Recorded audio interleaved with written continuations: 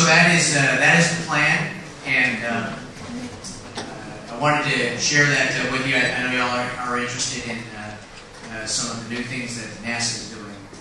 So I'm willing to take any questions about anything. We can talk about this or any other question you have on planet space. Thanks very much for your great attention.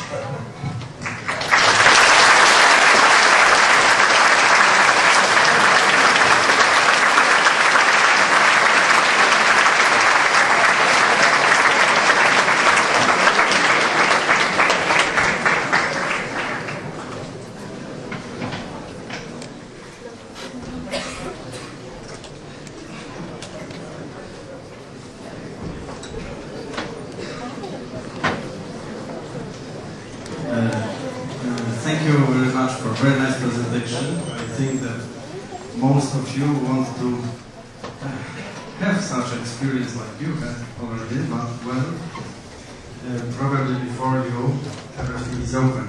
But now it's time for questions, some remarks, please, if somebody wants. We have some microphones here.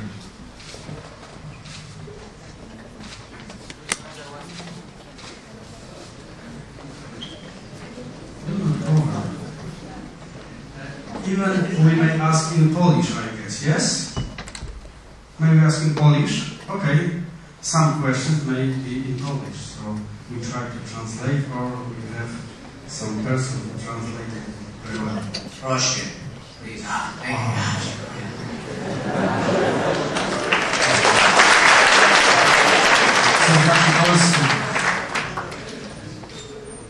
Ja mam takie pytanie odnośnie tego, co NASA robi z tymi rzeczami, które zostały w kosmosie, bo widzieliśmy, że ten lądownik, część, która miała włóczne wyrogowała, zostawiła sporo śmieci, które są nam niepotrzebne już na powierzchni Księżyca. I to by było drugi raz, gdybyśmy wyrogowali w 2020.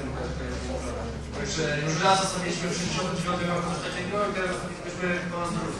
Tak samo części, w których znajduje się paliwo i silniki, te boostery, które zostają na orbicie. Część z nich wiem, że jest odnawiana, a część do oceanu niebieskiego czy spokojnego i zaświeca po prostu. Co NASA robi z tymi rzeczami?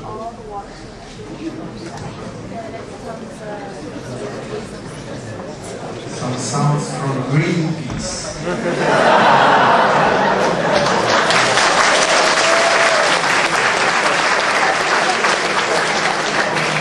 That is a great question. Thanks for asking it. I think what you're relating to is the question of orbital debris. And there are currently many thousands of things that are orbiting the Earth that we have to be careful for. Some we see, and those we are able to avoid, and some we cannot. So clearly in the case of expensive, but I think did you say something like this? Who will pay for this and how much? Okay, gosh, you're right. They're very expensive, and it was designed. We're using a lot of things that we have already to cut down on those costs, because when we build these systems and operate them, we're always operating them in the context of something going else on and in a limited budget scenario. So typically, NASA has a budget on the order of $15 billion a year, and we would be operating under that continuing budget. A lot of that, a chunk of that, is consumed by the operating expenses of the space shuttle system. The space shuttle costs about $400 million to launch, so almost $500 million for every particular launch. And that's why we have the gap. We're going to stop flying the shuttle and use that money to develop the space station. So the Ares system of rockets. So total cost, I wouldn't know, but the outlays would be on the order of probably on the order of maybe $10 billion a year to get that development complete. So it'll all add up to quite a bit.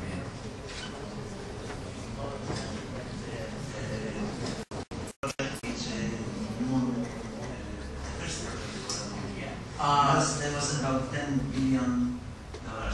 I think, but in terms of the percent of the budget, the Apollo program, I believe, was 2% of the federal budget, and now NASA is less than 1%. So in terms of relative dollars and expense to the government as to how they budget, it'll be less expensive than Apollo.